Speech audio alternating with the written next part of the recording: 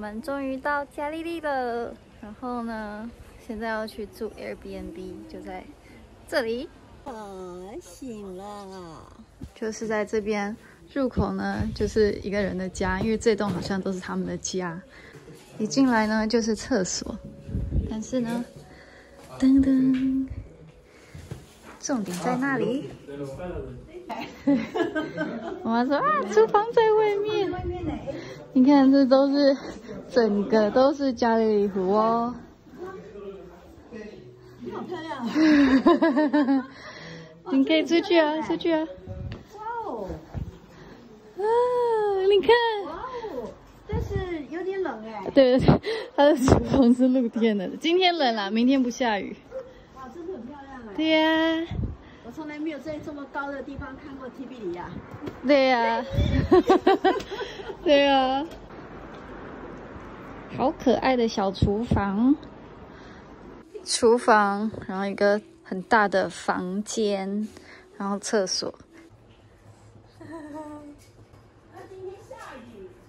那它只有一间厕所，我喜欢它的厕所部分是它有这个暖气的东西，所以洗澡的时候就不会觉得很冷。它小小间的，洗手台也小小的，然后它就附简单的那个洗头跟洗澡的。然后它柜子里面呢，就是有祷告的书，这个我觉得蛮特别的啊，这是吃完饭以后要做的祷告。然后呢，一些紧急的用品，还有吹风机。那这里还有一台电视，想要看 Netflix 的话可以看。现在已经晚上了，你们可以看得到，加利利湖这边很安静。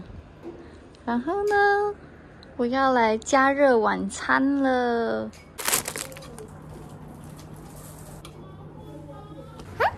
这里是什么地方？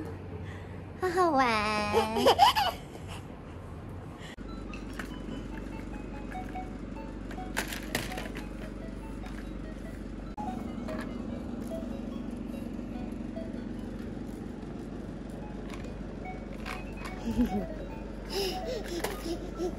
吃早餐吗？这是加利利海吗？太阳从那边出来，就可以看到太阳。对，有些可能落日可以在那边，我们可能要指望看落日。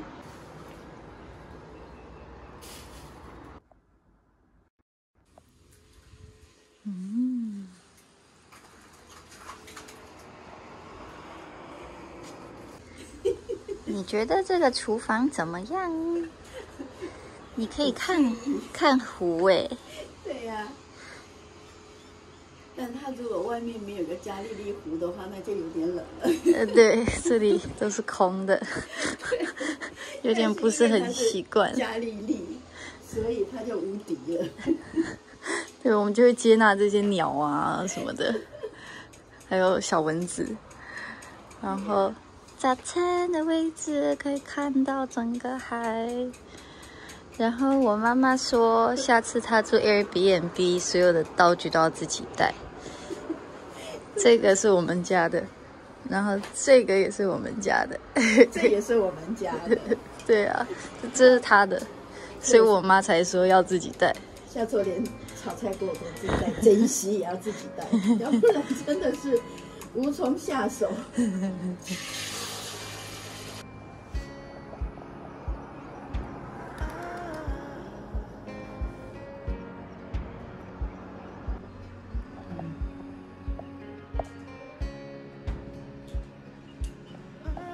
那我觉得不好的部分应该是3个啦。第一个呢，就是这个暖气真的很吵。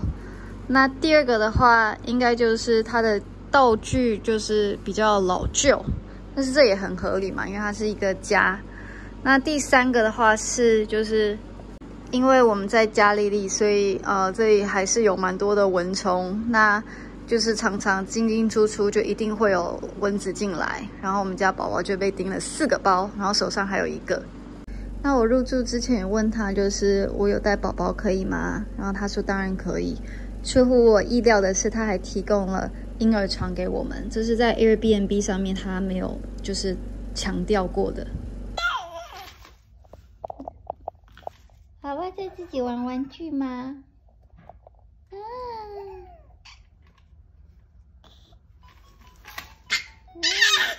这么开心啊！别人都是这样子，但是这个杯子太不好看了，没有那个气氛。好了，今天是第4天了，等一下就要离开旅馆了。那来问问看妈妈的心得。这里的房价，你知道多少吗？好像40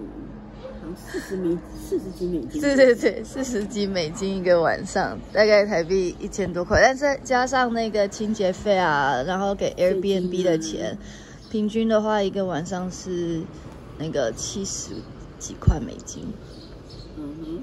OK， 所以大概台币2200啦，就是我们付的钱，3个人啊，再加1只宝宝。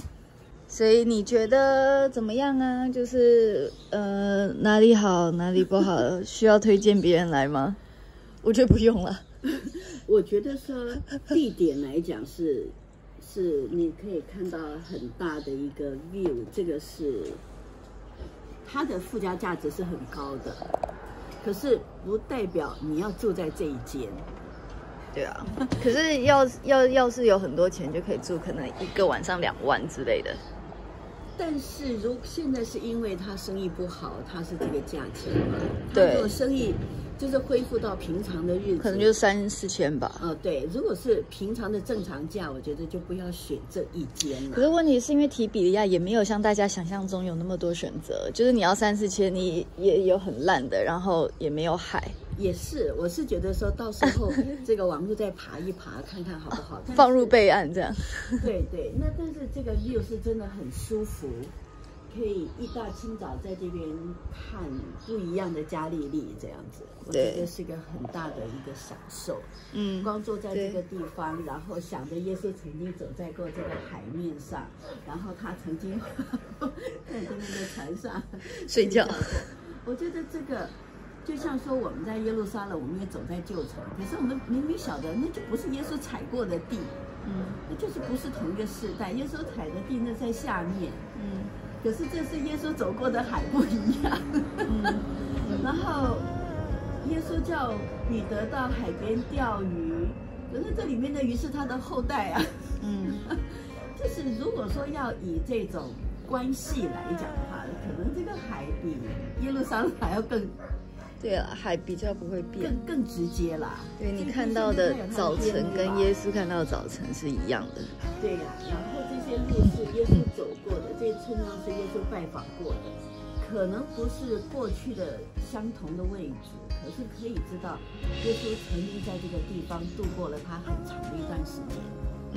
我觉得这个是不一样的感觉，所以加利利的美就是在于耶稣走过。那你昨天也去了拿撒勒，你要选，如果你是只能来以色列，2个晚上在这里，你会2个晚上都住在拿撒勒，还是2个晚上都住在提比利亚？我觉得我会各自1个晚上。是吗？对呀。搬行李不累吗？那行李少带一点啦。各自有各自的美啦。对呀，而且你住在一个城市，你去感觉它的人文，你走在它的街道上面，我觉得每一个城市它散发出来的那个人文气息是不一样的。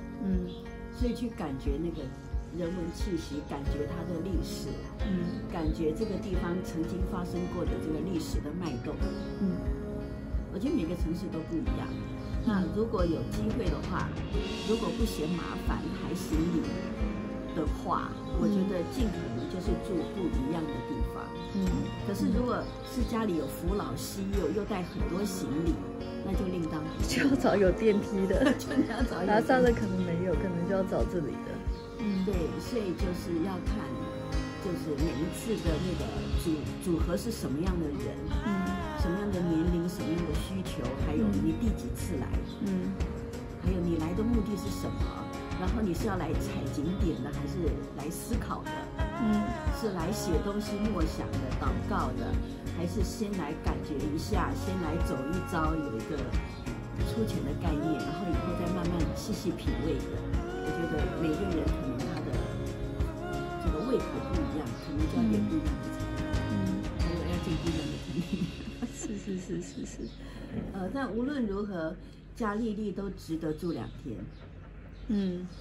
1天的话，我觉得确实是太少了，你还没搞清楚，因为你没看见它的日落，你也没看见它的日出，我觉得还感觉不到这片海的一个特殊的，散发出来的这个宁静安详。我觉得这边的早晨来这边写东西，这个早晨特别宁静，特别舒服。我有好大一只虫，但是有虫。对，有虫。然后看着日出，不一样的颜色在这个湖面上，跟反射在这个山上，我觉得那是不一样的感觉了。跟在耶路撒冷的感觉不一样。太好了。那因为这次的住宿是我选的，所以我那时候就觉得说，我们在有一个宝宝的情况下，能够选的就比较少。那所以我就没有选一般的旅馆。那如果是选一般旅馆的话，其实一个人也差不多是要2000块台币，70美金，这是在提比利亚的正常价。那在拿撒勒会再高一点，因为那边的旅馆比较像是精品旅馆。所以就像我妈说的，就是那边有它的特色，那这边的话就是有自然美景，所以这也是为什么我当初发现到这个民宿啊 Airbnb 正在特价的时候，我就会觉得说，可以来试一下。那试的结果就是，可以把它放到备案啦，就是到时候再看它提供的价格是不是合理，或者是你觉得划算。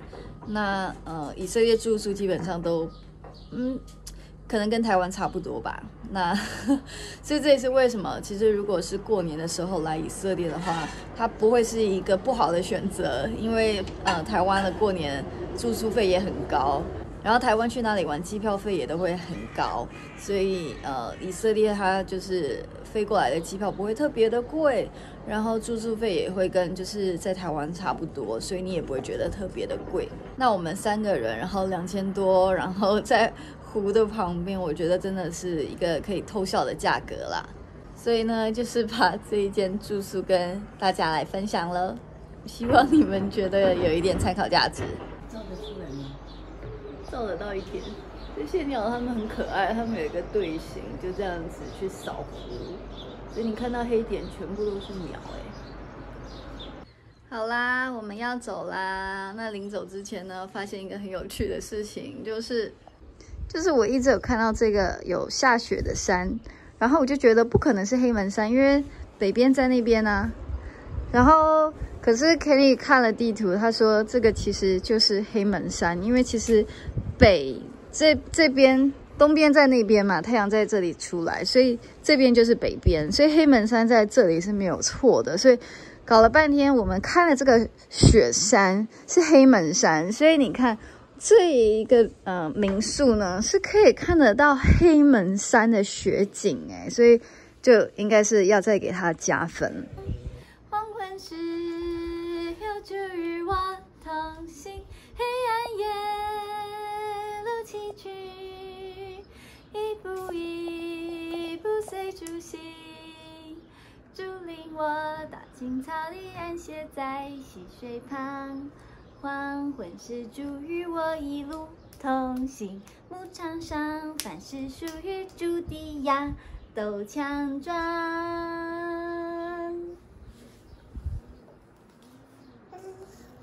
我是主羊。This is my song, my Savior God to thee. How great thou art, how great thou art. This is my song, my Savior God to thee. How great thou art, how great thou art. 舅舅换尿布的歌，预备开始。舅舅，舅舅舅舅舅舅舅舅舅舅舅舅舅舅舅舅。啾啾啾啾啾啾啾啾啾啾，耶。